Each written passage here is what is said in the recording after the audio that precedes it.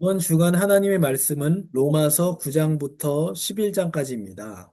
그 중에서 오늘 10장 9절부터 21절까지 하나님의 말씀을 제가 읽겠습니다. 내가 만일 내 입으로 예수를 주로 시인하며 또 하나님께서 그를 죽은 자 가운데서 살리신 것을 내 마음에 믿으면 구원을 받으리라. 사람이 마음으로 믿어 의에 이르고 입으로 시인하여 구원에 이르느니라. 성경이 이르되 누구든지 그를 믿는 자는 부끄러움을 당하지 아니하리라 하니 유대인이나 헬라인이나 차별이 없음이라. 한 분이신 주께서 모든 사람의 주가 되사 그를 부르는 모든 사람에게 부여하시도다. 누구든지 주의 이름을 부르는 자는 구원을 받으리라. 그런즉 그들이 믿지 아니하는 일을 어찌 부르리요? 듣지도 못한 일을 어찌 믿으리요? 전파하는 자가 없이 어찌 들으리요? 보내심을 받지 아니하였으면 어찌 전파하리요? 기록된 바 아름답도다 좋은 소식을 전하는 자들의 발이여 함과 같으니라. 그러나 그들이 다 복음을 순종하지 아니하였도다.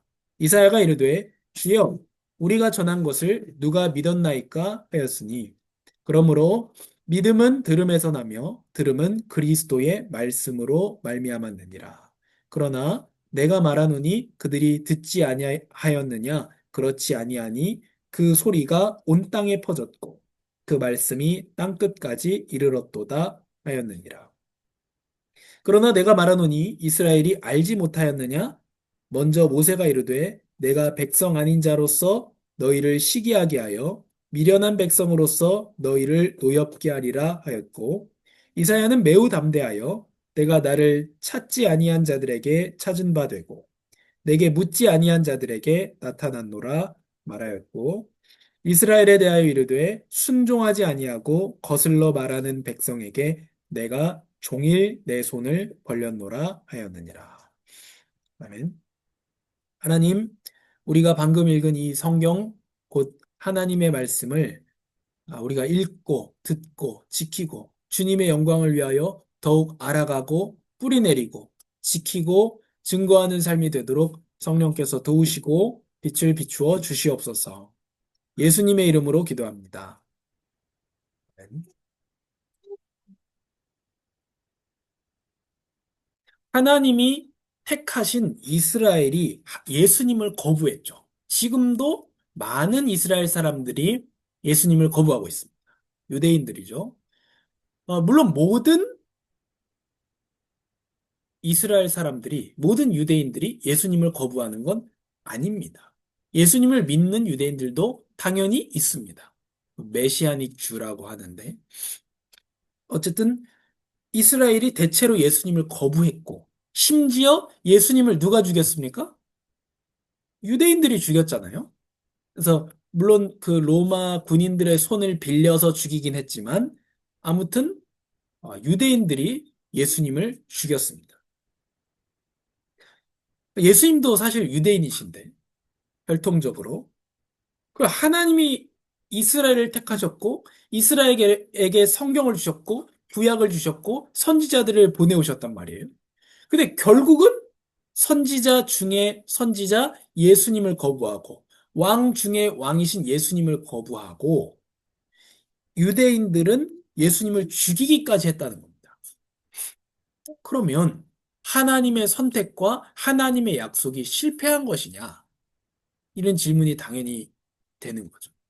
하나님의 부름에 실패가 있느냐?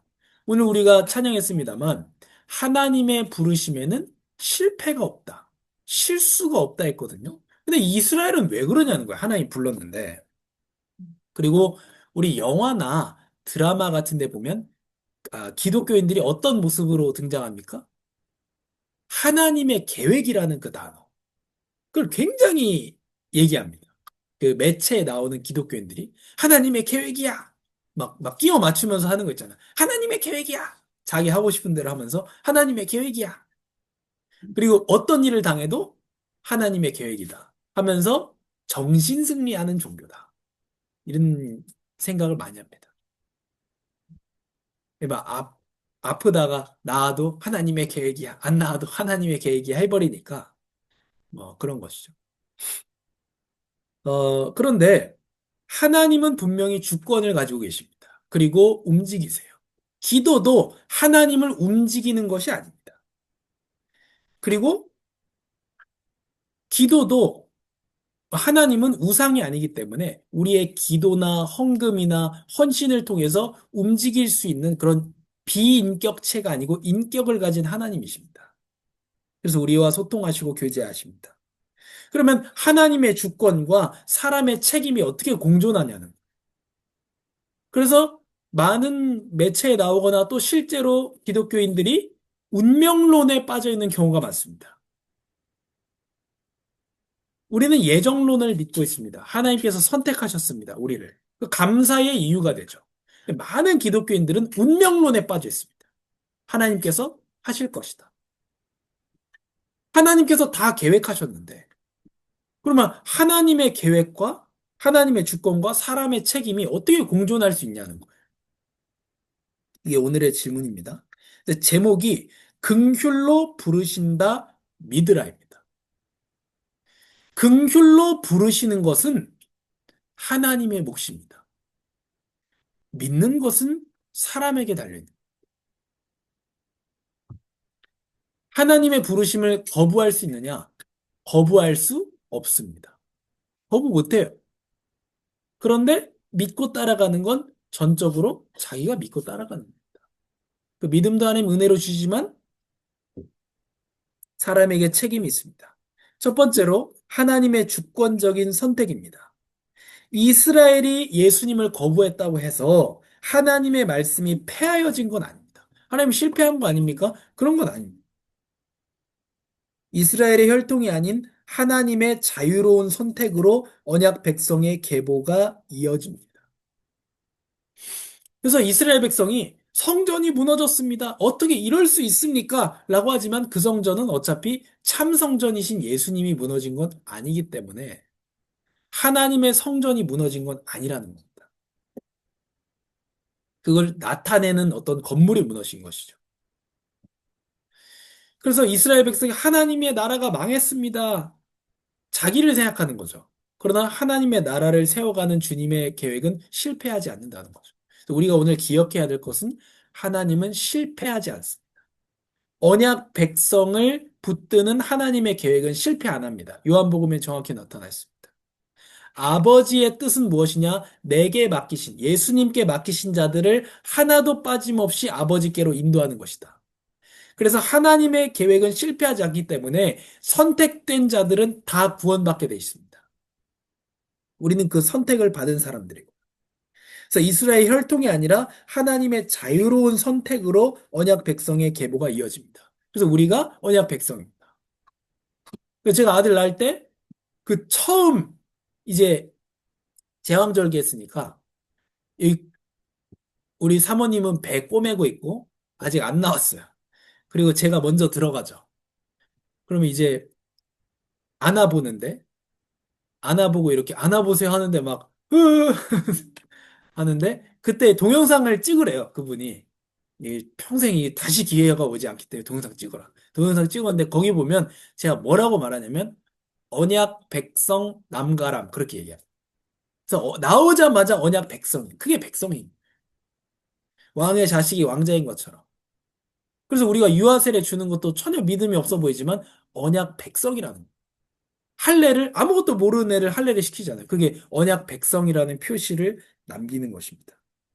그래서 이제는 혈통이 아닌 하나님의 선택으로 언약 백성이 된다는 거죠. 그 언약 백성 된 사람은 절대로 안 버린다. 우리 그걸 어떻게 알 수 있습니까? 구약에서 이스라엘 백성 보세요. 꼴통짓을 또 하고 또 해도 버리지는 않습니다. 개인 중에 버려진 사람이 있지만 이스라엘 백성을 끝까지 붙듭니다. 그리고 그 다음으로 행위가 아닌 선택입니다. 태어나기도 전에 하나님은 야곱을 사랑하셨어요. 야곱을 선택한 겁니다. 태어나기도 전에 하나님은 에서를 미워하신 겁니다. 에서 아직 아무것도 안 했습니다. 야곱이 어떠한 예쁜 짓도 하지 않았어요. 그런데 하나님이 에서와 야곱을 선택했다는 거예요. 뭘로 선택했어요? 야곱은 하나님의 뜻대로 아름답게 쓰기로 사랑하기로 선택했고 그래서 야곱이 엄청난 꼴통짓을 해도 하나님은 야곱을 바꾸십니다.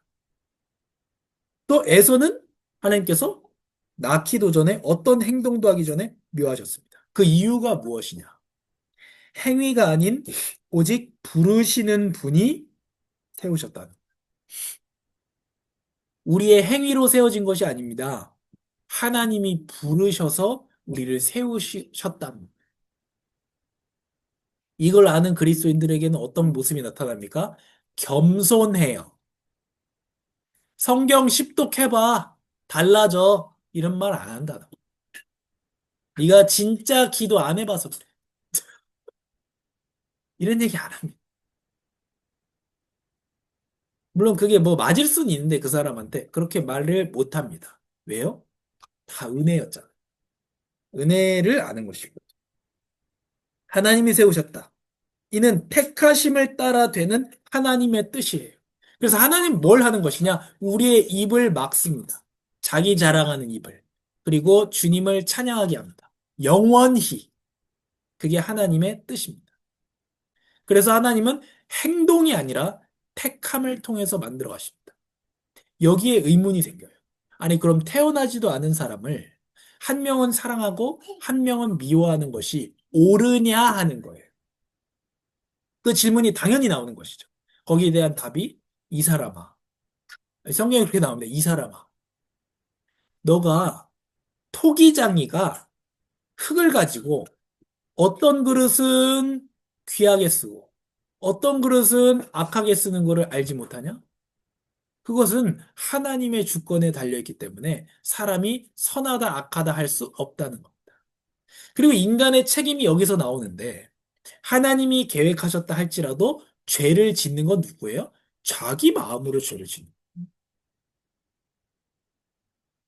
모든 것이 하나님의 계획 속에 있습니다. 그러니까 내가 죄 짓는 것도 하나님이 아셨고 계획하셨습니다. 근데 왜 내가 죄 지은 거 가지고 뭐라고 합니까? 하나님이 계획하셔서 나 죄 지은 건데. 그건 말이 안 돼요. 자기가 죄 짓고 싶어서 죄 지은 겁니다. 그러나 하나님 그것도 선으로 바꾸시는 계획을 가지고 있을 뿐입니다. 하나님의 전적인 은혜예요. 선택입니다. 내가 잘나서 구원받지 않았습니다.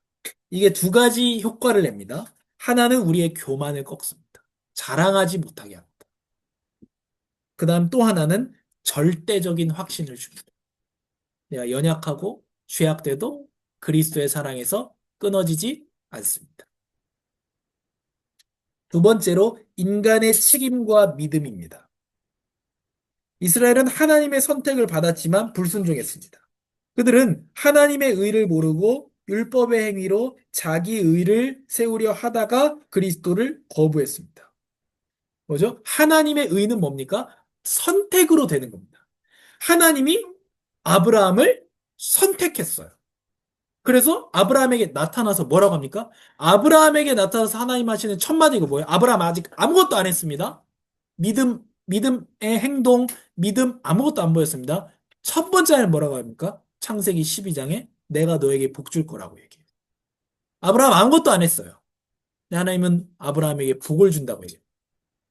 창세기에 보십시오. 하나님께서 사람을 창조하시고 내가 너희에게 복을 주며 이렇게 얘기합니다. 아담이 아직 아무것도 안 했습니다. 하나님은 복을 주세요. 그게 하나님의 주권을 가지고 복을 주십니다. 그게 하나님의 의예요. 그래서 하나님의 복을 받은 사람은 어떻게 합니까? 감사하죠. 그리고 드린다. 하나님의 뜻을 위해서 쓴다. 이런 특징들이 그 사람에게 당연히 나타나죠. 은혜로 했기 때문에. 그래서 이걸 모르는 사람들은 내가 열심히 해서 이렇게 되는 거죠.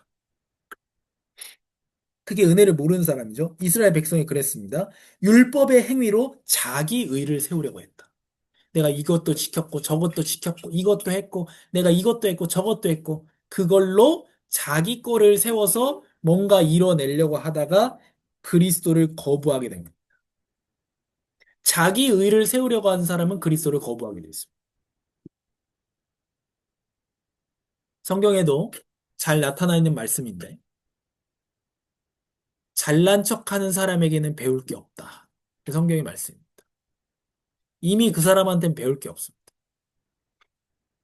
은혜를 아는 사람. 구원은 인간의 믿음, 고백을 통해서 주어집니다. 영접은 곧 믿음입니다. 영접 기도 따라하는 것이 아닙니다. 영접은 믿음이에요. 그럼 말 못하는 사람, 말 못해요. 장애인이에요. 영접 기도 못 따라했어. 지옥 갑니까? 아니라는 거예요. 영접하는 자, 곧, 곧 그 이름을 믿는 자. 영접이 믿음입니다. 그 믿는 자에게 뭐가 나타납니까? 또한 고백이 나타나는 거예요. 다른 사람들 앞에서 나 그리스도인이야 라고 말하는 게 나타난다는 거예요. 믿는 사람에게는 나타난다. 이런 겁니다. 내가 만일 내 입으로 예수를 주님이라고, 예수님이 나의 주인입니다. 이렇게 시인하며 내 마음에 하나님께서 그를 죽은 자 가운데서 살리신 것을 믿으면 구원을 받으리라. 이때 로마의 상황이 어떻습니까? 유대인들 다 쫓아내고 교회에 대한 어려움들이 시작되고 이런 상황들입니다. 그 속에서 나는 예수님이 나의 주님입니다. 라고 시인하는 것. 그게 어려움이 있다고 생각되지만 그럼에도 믿는 자는 고백하게 된다. 이런 겁니다. 그래서 믿으면 구원을 받으리라.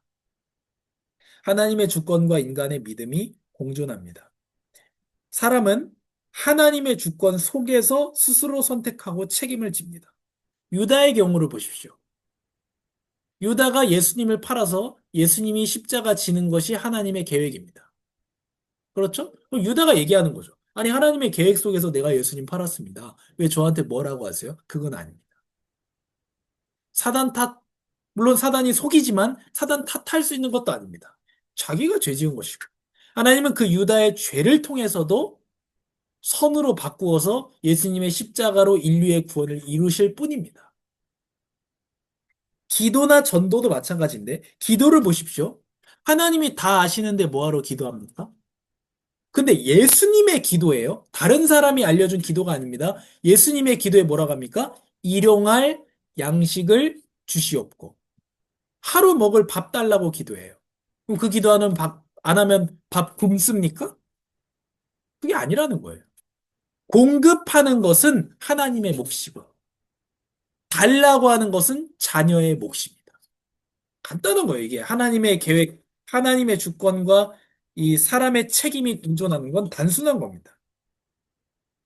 또, 공급을 하나님이 하시기에 하나님께서 지금 나한테 주신 것에 만족하는 것은 사람의 몫입니다.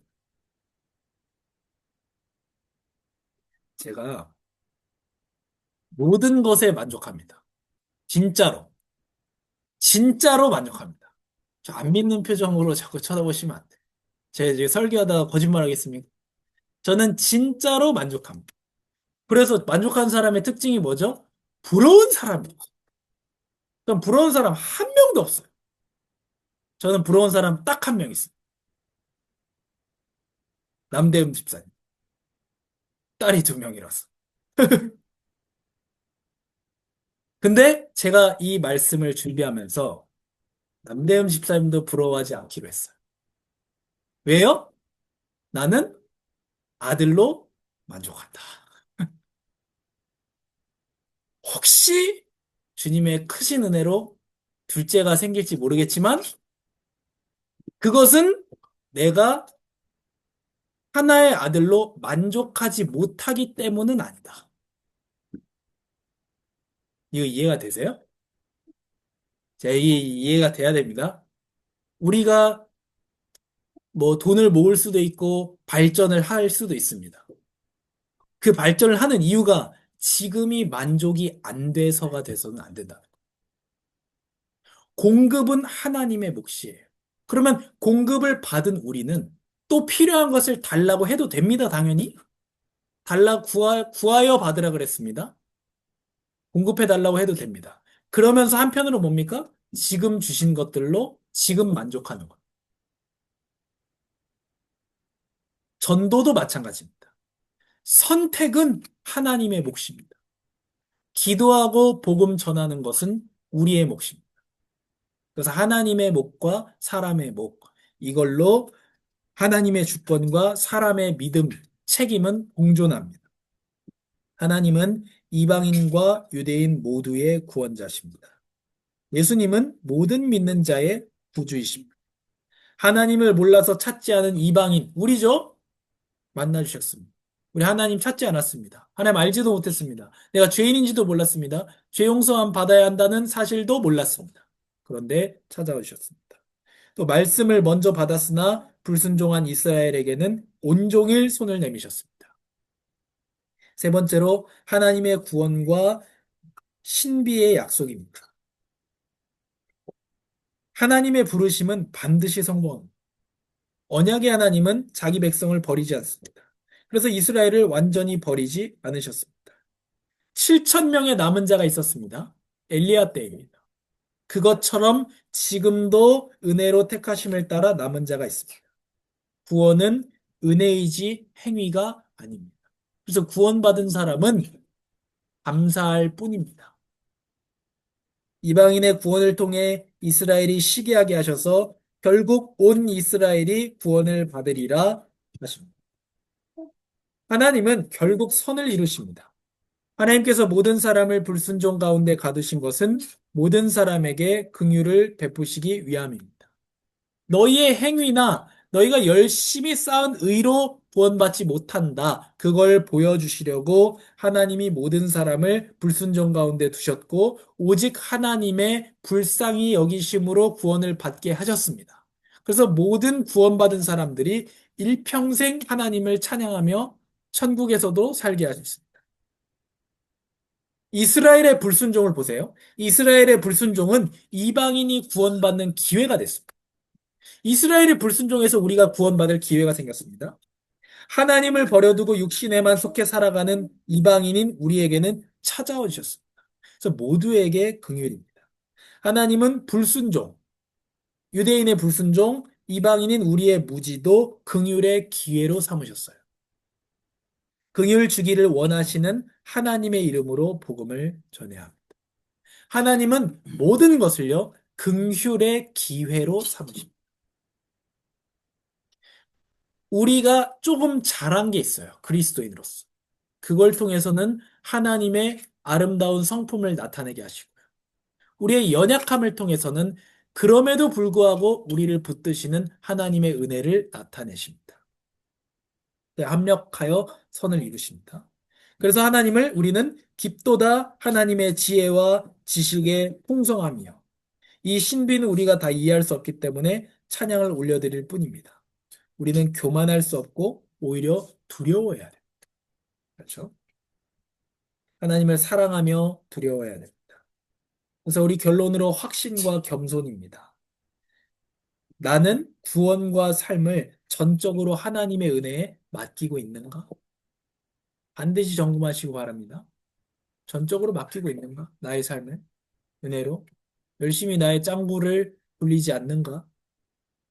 구원은 하나님의 절대적인 은혜입니다. 교만을 버리고 겸손히 살아가야 합니다. 다른 하나님의 형상, 사람이죠. 신자든 불신자든 은혜 받은 자의 눈으로 봐야 돼요. 어떻게 보고 있습니까? 가자미 눈으로 보면 안 되고 다른 하나님의 형상을 은혜 입은 자의 눈으로 보아야 합니다. 다음으로 나는 다른 사람에게 복음을 전하려는 불타는 열정을 가지고 있는가? 저는 전도를 열심히 했습니다. 그러다가 그 열심히 어, 하나님의 뜻을 따른 열심은 아니라는 것을 또한 한편으로는 알게 됐습니다. 솔직히 돌아보면 반반이었던 것 같아요. 진짜로 복음 전하고 싶은 마음 반, 또 다른 안 좋은 마음 반. 그 두 가지를 합쳐서 열심히 전도했습니다. 근데 우리가 삶의 부분이 너무나도 약했고, 사랑이나 이런 게 너무 약했기 때문에 우리가 그런 것에 집중해서 지금까지 하나님께서 아름다운 교회를 인도하셨습니다. 그러나 제가 드렸던 말씀이 분명한 때가 되면 우리가 진짜 전도, 진짜 하나님이 원하시는 전도, 거기에 다시 또한 도전해야 될 시간이 온다. 이렇게 말씀을 드렸습니다. 오늘 이 성경 말씀, 오늘 본문의 성경 말씀을 보면서, 아, 내가 오직 믿음으로 구원받았다면 이 그리스도의 이름을 전해야 되는 그런 빚이 있구나, 이런 걸 느꼈습니다. 누구든지 그리스도를 믿는 자는 구원받습니다. 선택은 하나님의 몫이고 기도하고 전하는 것은 우리의 몫입니다. 이제 곧 명절이 다가오는데 우리 명절 가족들 만나는 그 삶의 현장 가운데서 우리가 정말 복음 증거하고 싶은 그 기도와 마음으로 만나는 때가 되면 좋겠습니다. 하나님의 신비로운 구원 역사는 반드시 이루어집니다. 그렇기 때문에 우리는 어떡합니까? 기도하는 수밖에 없겠죠. 개인도 민족도 그렇습니다. 지금 이해할 수 없어도 우리는 찬양해야 됩니다. 깊도다 하나님의 지혜요. 이 바울의 고백이었습니다. 그래서 오직 주님의 선택과 은혜로 구원받은 우리, 거기에 감사하고 주님께 맡기고 또 복음을 증거하기 위한 그런 마음으로 우리가 하나님 주시는 그 마음으로 채워지기를 바랍니다. 하나님, 감사합니다. 하나님께서 우리를 선택하시고 우리가 믿어 하나님의 백성들이 되게 하여 주시니 감사합니다. 선하신 하나님, 우리가 이해할 수 없을지라도 놀랍고 깊은 주님의 은혜를 찬양하게 하여 주시옵소서. 우리의 구원과 삶을 주님께 다 맡겨 드립니다. 우리가 하나님께서 주신 것에 또한 만족하게 하시고 우리의 책임과 의무를 다하게 하여 주시옵소서. 오늘도 우리를 선택해 주신, 불러주신 주님의 아름다움을 바라보며 우리도 다른 사람도 이 아름다움으로 초대하는 아름다운 교회가 되게 하옵소서. 예수님의 이름으로 기도합니다. 네. 아멘.